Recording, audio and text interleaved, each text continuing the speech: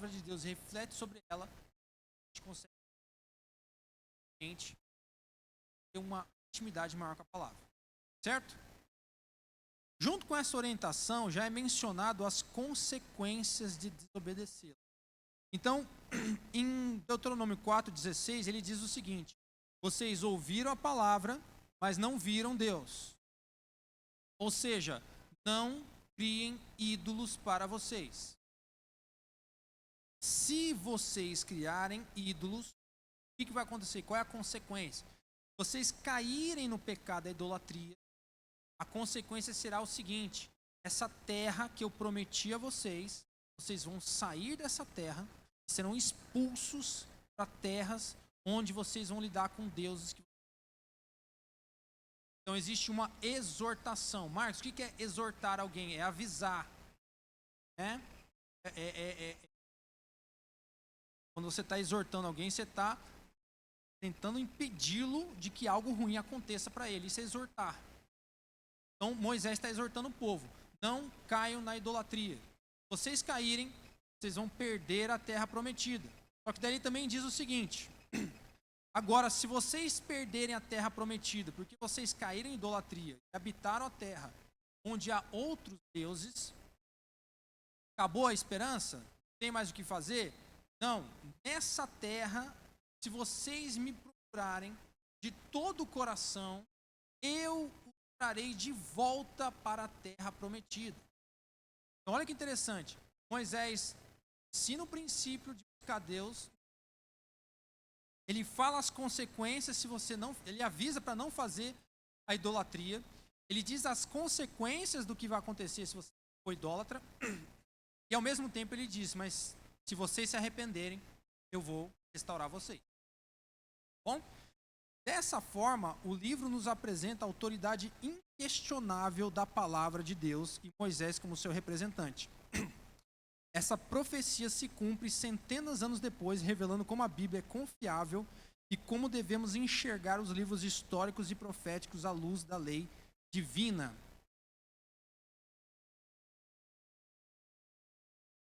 Eu estou aqui com o meu ilustrador. Estou me sentindo aquela roda viva, né, irmãos?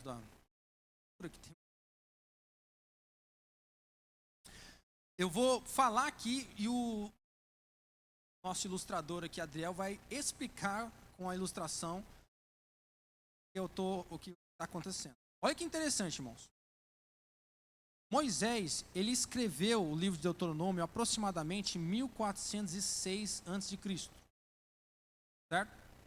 Ele fez essa exortação.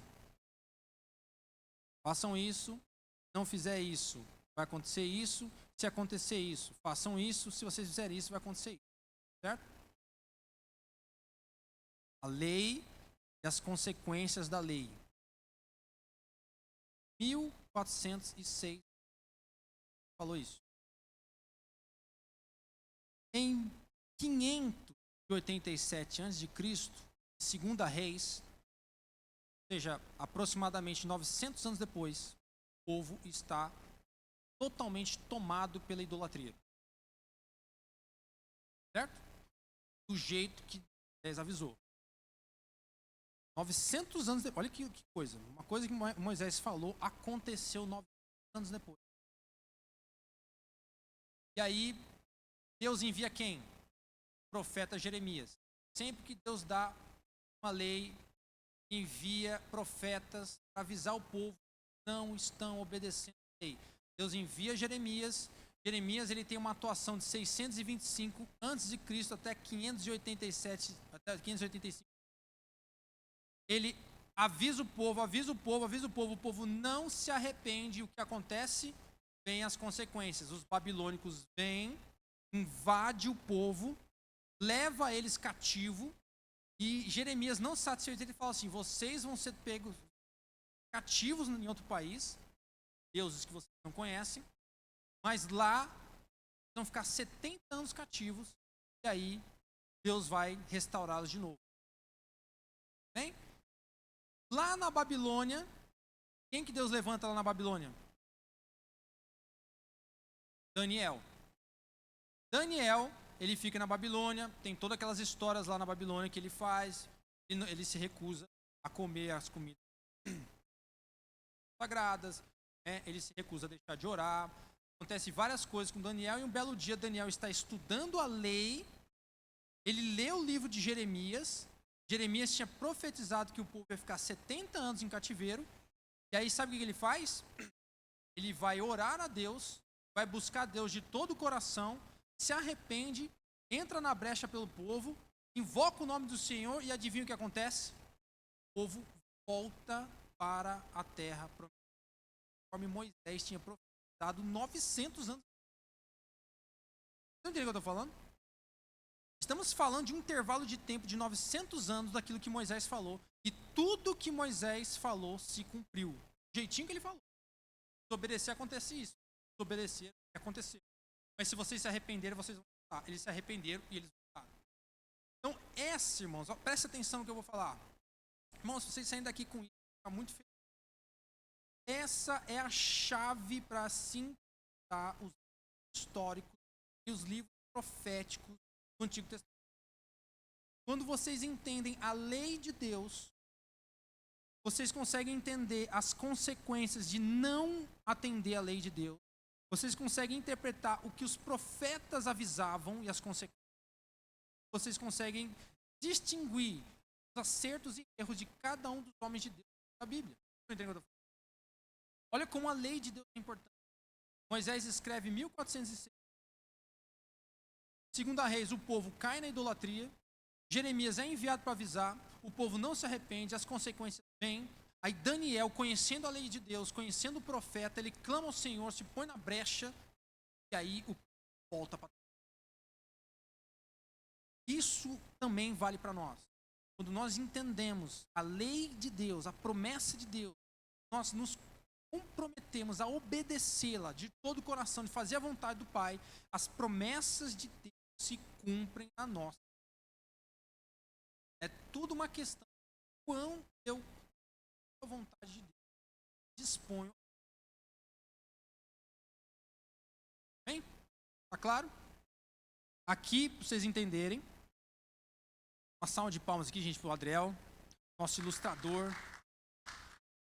Deus abençoe. Dizem que uma imagem vale mais que 1000 palavras, mas uma palavra gera 1000 vezes mais fé do que uma imagem. Vamos lá. Lei de Deus, 1400 a.C. Se o pessoal desobedecer, né? Aí o povo desobedeceu a lei de Deus, lá para 587, né? Dentro do intervalo. E aí Deus manda Jeremias. Vocês desrespeitaram a lei de Deus. O povo não se arrepende. Olha lá eles escravos aqui na Babilônia. Ó. Bom, né? Quer tirar uma foto, tá, gente? Vou apagar. Isso aqui é uma arte, tá, gente? O povo se arrepende. Aí depois vem Daniel. Busca a Deus de todo o coração. Olha o povo voltando para a terra prometida. Entenderam? Exorta, avisa, disciplina, restauração. Tá? Então sempre tem esperança, mesmo que você desrespeite uma lei de Deus, ainda tem restauração para a sua vida. Se volte de todo o coração, não importa onde você esteja. Tem gente que também pensa assim, agora não tem mais. Agora olha onde é que eu estou. Eu estou num lugar estranho, longe da presença de Deus. Onde você estiver, busque a Deus de todo o seu coração. E Ele vai restaurar você para o caminho, para o propósito, para a herança que Deus tem para a sua vida. Amém? Então fale para quem está do seu lado, meu querido. Busque a Deus de todo o coração. Ele vai te colocar no caminho que você tem que estar. Glória a Deus. Amém? Então vamos lá. Aí em seguida a gente tem... estou saindo aqui da vista. Sendo gravado aqui. Aí. Pergunta norteadora. Na próxima página. Como a lei de Deus pode ampliar a minha mente e determinar as minhas decisões? Não é? Marcos, legal, Marcos. A lei de Deus foi escrita como você mesmo mostrou aí, há mais de 3.400 anos atrás. Como que isso pode influenciar as minhas decisões hoje? Qual a importância que isso tem para mim hoje? Vamos lá. A lei de Deus, irmãos, tem poder de mudar a mentalidade para depois orientar a conduta. Por isso, muitas das leis que foram dadas tinham o objetivo de fazer o povo deixar de pensar como um escravo e agir como um povo escolhido e conquistador. Vamos agora ver exemplos de como a lei de Deus age sobre a nossa mente e, consequentemente, sobre nossas ações. Agora, irmãos, a gente vai ter que fazer uma viagem aqui, tá? Então, eu quero que vocês, mentalmente, vocês vão viajar no tempo, há 3.500 anos atrás. Vocês vão agora se visualizar como um povo que acabou de sair do Egito, que vocês eram escravos, sabe? Imagine se você trabalhando como escravo no Egito. Você viu os milagres de Deus, atravessou o Mar Vermelho, você ficou aí com os seus familiares andando 40 anos no deserto, e agora você está se preparando para entrar na Terra Prometida. Tranquilo? Certeza que todos vocês já fizeram essa visualização. E aí o seguinte, olha como a lei, ela foi enviada com o objetivo de mudar a mentalidade de um povo que era escravo, para prepará-los para ser um povo conquistador. Vamos lá. Deuteronômio 5:12. Olha o que diz a lei. Agora, do Deuteronômio 5 até o capítulo 12 é lei, tá, gente? São ordenanças. Diz o seguinte: escravos não têm descanso. Guarda o dia de sábado para santificar como te ordenou o Senhor teu Deus. Por que Deus santificou o sábado? Porque escravos não tinham descanso. Não tinham. Escravos trabalhavam todos os... Acho que eles nem tinham noção de que se era segunda, terça, quarta, era todo dia era igual. Agora, quando Deus falou o seguinte, ó, esse dia vocês vão parar de trabalhar, descansar. Lógico que tem... Uma delas era, vocês não são escravos, vocês podem descansar, vocês devem descansar. Bem? Primeira coisa, escravos não descansam. Marcos, eu ganho 130 mil reais de salário. Mas eu não paro, eu trabalho de domingo a domingo. É de Deus isso, irmãos? É escravo do seu trabalho. Eu ganho 130 mil, é escravo. Escravo bem remunerado. Amém? Escravos amam a Deus parcialmente. Capítulo 6, versículo 25. Amarás, pois, o Senhor teu Deus de todo o teu coração, de toda a tua alma e de todas as suas forças. Esse aqui é a principal lei de Deus, de acordo com quem? Quem que falou que essa aqui é a principal lei de todas? Jesus Cristo. Perguntar para Jesus Cristo. Jesus, quais são as leis mais importantes? Jesus Cristo falou assim, amarás o Senhor teu Deus com toda a sua força, né, de todo o seu coração, toda a sua alma, e amarás o próximo como a ti mesmo. Aí se resume toda a lei e os profetas. Então, essa é a lei mais importante. Ou seja, escravos viviam com medo. Mas o verdadeiro amor de Deus lança fora todo o medo, como Caleb demonstrou. Se você é motivado pelo medo até para obedecer a Deus, essa não é a mentalidade de uma pessoa conquistadora. O povo vivia medo. Escravos tinham medo de ser punidos, medo de ser mortos, tinham medo de ser presos, tinham medo. Agora, Deus não queria que eles tivessem medo, Deus queria que eles amassem a Deus acima de tudo. Outra coisa, escravos servem a homens. Temam o Senhor seu Deus e só a Ele prestem cultos. Em outras traduções diz o seguinte, só a Ele servirá e jurem somente pelo seu nome. Escravos servem a homens, mas com a mente ampliada adoramos a Deus e os servimos apenas, não nos vendemos por nada. Né? Quando nós temos uma mentalidade de escravo, a gente trabalha para homens. Eu trabalho para o meu patrão, eu estudo para o meu professor, eu obedeço a minha mãe, né, no sentido de que eu visualizo apenas a pessoa. Agora, quando você tem uma mentalidade, você distância, adora a Deus acima de tudo. Você serve. Quando você está no seu emprego, você está trabalhando para Deus. Quando você está na sua casa ajudando seu pai e sua mãe, você está adorando a Deus. Você está na escola estudando, em última instância, é para Deus que você está. Quando vocês estão na igreja, servindo na igreja, é para Deus que vocês estão. Estão entendendo o que eu estou falando? Olha como a lei de Deus quebra uma mentalidade e amplia a mente do povo para compreender de forma mais profunda. Escravos reclamam, não ponham Deus à prova. Não põe o Senhor à prova o Senhor, seu Deus, como fizeram em massa. Uma mente ampliada controla a língua e confia no Senhor, atento. Eu vi um pastor falando uma coisa, fazendo um contexto até mais familiar. História de mulheres que são agredidas em casa. A gente pergunta, para divorciar, o que a palavra de Deus diz? Bom, a palavra de Deus diz para a gente não pôr Deus à prova. Se o sinal está vermelho, eu não vou atravessar a rua dizendo, não, Deus, o que eu faço? Eu não atravesso. Se eu sei que tem um perigo, eu não posso colocar Deus à prova. Não posso tentar Deus.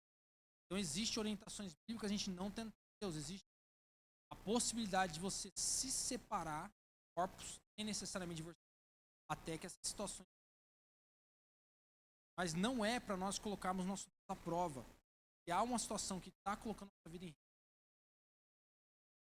vai tentar, vai mudar meu marido, não está dado. Então a gente não vai tentar Deus, vai aguardar. Promete. Satanás usou o salmo da Bíblia para tentar Jesus e pedir para ele pular o templo, dizendo que Deus ia salvá-lo. Deus ia protegê-lo. Jesus falou o quê? Não tentarás o Senhor. Deus pode proteger? Pode, mas não é para a gente ficar tentando Deus. Estão entendendo o que eu estou falando? Tá? Então, escravos, eles tentam a Deus. Em vez de eles tomar as decisões que precisam para se colocar em segurança, tentando a Deus. Isso traz uma série de consequências.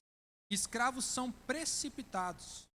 E o Senhor teu Deus, no 7:22, lançará fora essas nações pouco a pouco diante de ti, e não poderá destruí-las todas de pronto, para que as feras do campo não se multipliquem contra ti.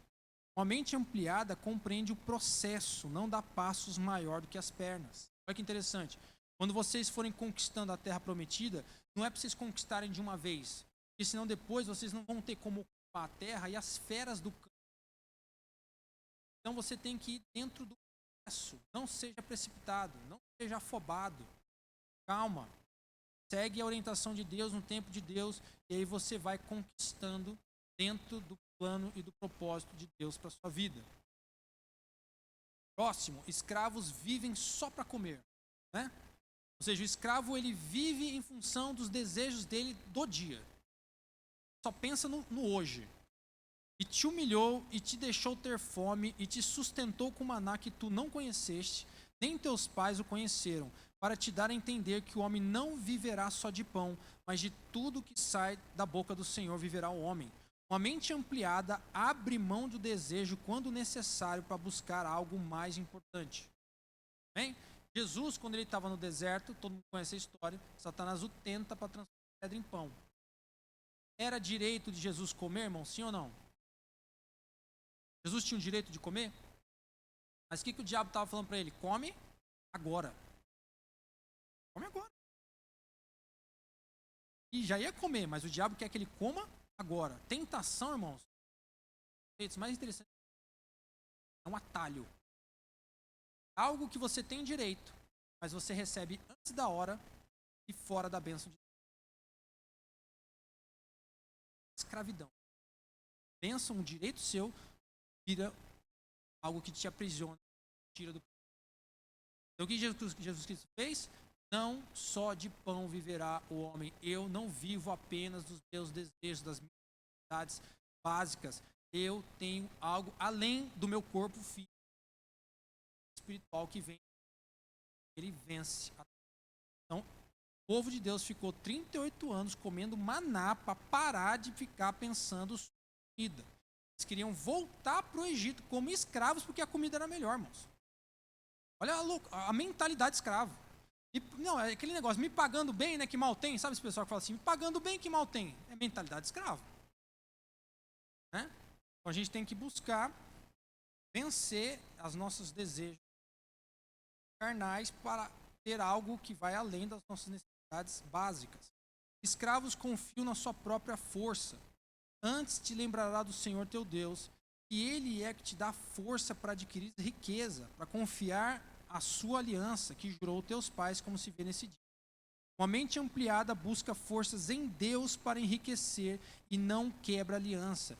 Não é a força do seu braço que vai te enriquecer. É a força que vem de Deus para você. É a força de Deus que vai te enriquecer no momento que você mantém a aliança. Não é na força do seu braço.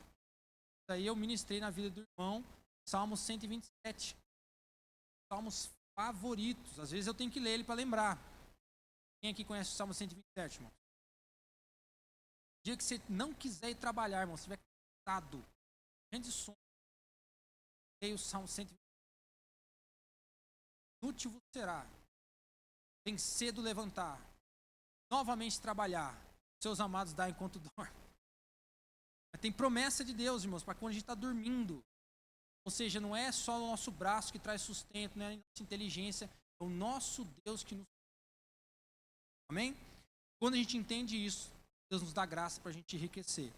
Escravos confiam na própria justiça e em seu próprio coração.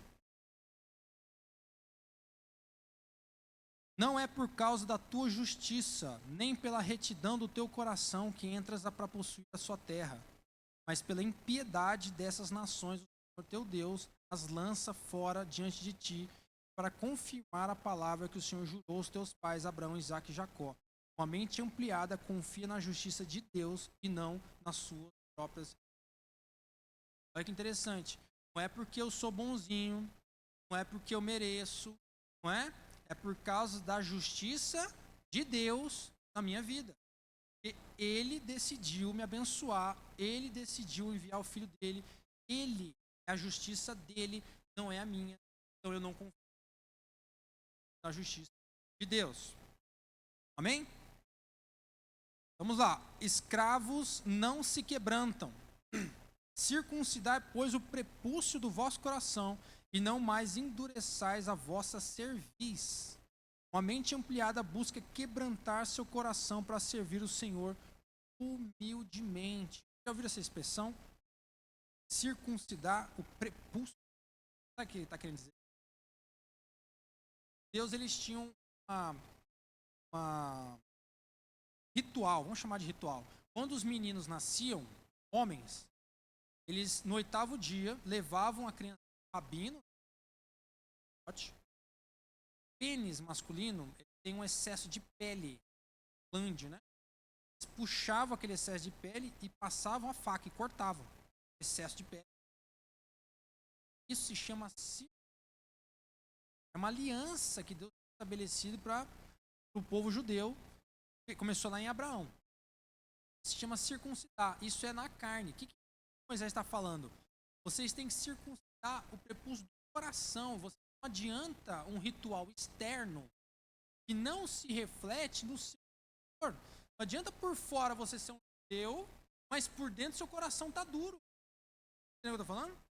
Pode ser todo bonitinho, se veste bem, você faz, você aplaude, você dá a glória a Deus, aleluia, mas por dentro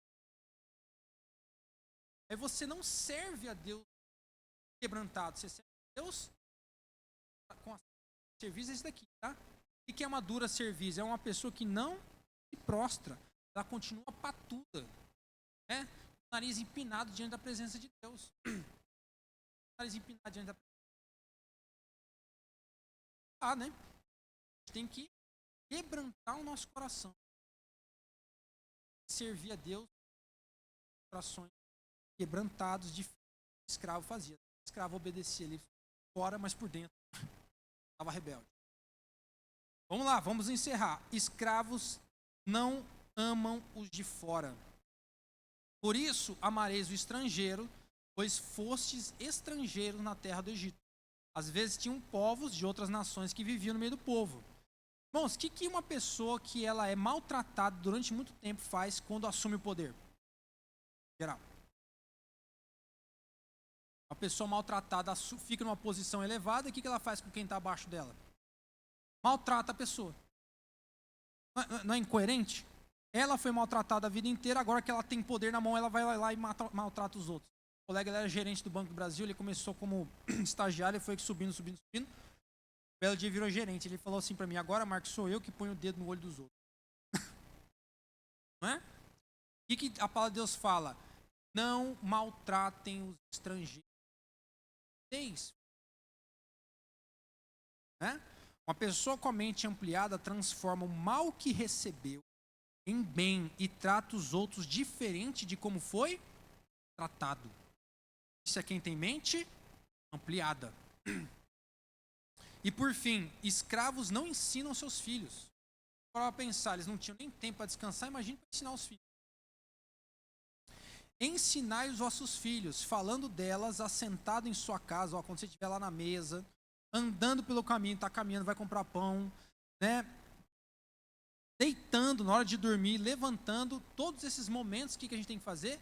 Ensinar os nossos filhos.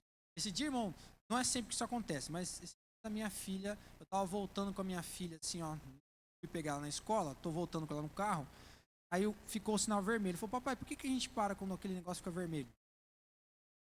Então, filha, presta atenção, esses carros agora aqui estão tudo parados, não é? Você está vendo os carros de lá, o que está acontecendo com eles? Andando, né, pai? Os carros de lá estão andando, né? Agora fica vendo, ó, ficou verde. E agora? Agora a gente está andando. E os carros de lá? Estão parados. Entendeu, filha? Aquele semáforo, ele controla. Uma hora eu ando, outra hora eu paro para deixar o outro lá andar. Aí eu falei para ela assim, ó. Lógico que ela não falou, mas eu falei.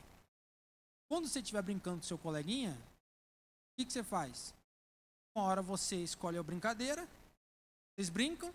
Outra hora ele escolhe a brincadeira, vocês brincam. Aí dá tudo certo. Aí os dois brincam de novo. Eu fui lá na casa do Adriano, ver minha filha. De repente eles começaram a brigar sobre a brincadeira. Falei, mas ensinar. Um dia eles vão entender. Mas ensina. Toda oportunidade que você tiver, ensina a palavra, ora com eles, ora no almoço, ora na hora de dormir. Aconteceu uma situação, fala da palavra de Deus. Vocês estão entendendo o que eu estou falando? Gente que é escrava terceiriza o ensino dos filhos. Está cansado, não está preocupado com isso, tem maiores. Não abra mão de ensinar a palavra de Deus para os seus filhos. Amém? Vocês entenderam, irmãos? Esses são alguns exemplos. Mostrei para vocês o contexto de escravo e como a lei de Deus contrasta com a mentalidade que eles tinham. Vocês entenderam? Olha como a lei de Deus ela tem poder para atuar na nossa mente. É lógico que a gente agora sai e volta para a nossa realidade. Isso tem verdades para nós hoje, irmão? Sim ou não? Dentro do nosso contexto, existem situações que querem diminuir a nossa mentalidade, fazer com que a gente se conforme com coisas. Muitas vezes a lei de Deus vai impedir. Agora nós vamos ter o nosso momento de meditando na palavra de Deus. São 4 perguntinhas. Tem 3 irmãos aqui que foram revestidos de autoridade para nos ajudar. Olha lá atrás ali, ó. Tá vendo, gente? Olha para trás lá, ó. Aquela menina que tá fazendo assim, ó. Não, eu não. Ela, a Manu, tá? O Wagner. Cadê o Kleber? Sumiu o Kleber. Kleber está lá na fora. Bom, se o Kleber puder, vamos responder as perguntas, tá? Primeira pergunta. Qual foi a grande exortação e por que ela revela a confiabilidade da palavra de Deus? Aqui estão as canetas, os lápis. Até você pega para mim. Quem não tiver caneta e lápis, pega o pessoal. Primeira perguntinha. Qual foi a grande exortação? Está lá em Deuteronômio 4. E por que ela revela a confiabilidade da palavra de Deus? Porque a gente pode dizer que a palavra de Deus é verdadeira. Fala, Rebeca. Ó, caneta. Primeira pergunta. Segunda pergunta. Qual é a chave para interpretar os profetas e os livros históricos? Segunda pergunta. Qual é a chave para interpretar os profetas e os históricos dentro do que a gente tem hoje? Terceiro, cite a diferença de 2 mentalidades de escravo e 2 mentalidades ampliadas pela lei de Deus. Citou algumas leis aqui, como elas ampliam a mente. Bem? 4, que outra lei de Deus em Deuteronômio 4:11 você identificou para ampliar a mente? O 4 eu vou deixar para casa. Tá? Casa vocês leiam capítulo 4 ao 11. Se vocês identificarem alguma lei que vocês falaram, essa daqui, cria a mente de um escravo. Tenta interpretar o contexto de escravidão como a lei revela que a mente deles agora está diferente. Bem? Qualquer dúvida, pode levantar a mão. Wagner ajudando, a Gisele já também pode ajudar. Se precisar, estamos aí. E aí você... aula de hoje. Bem?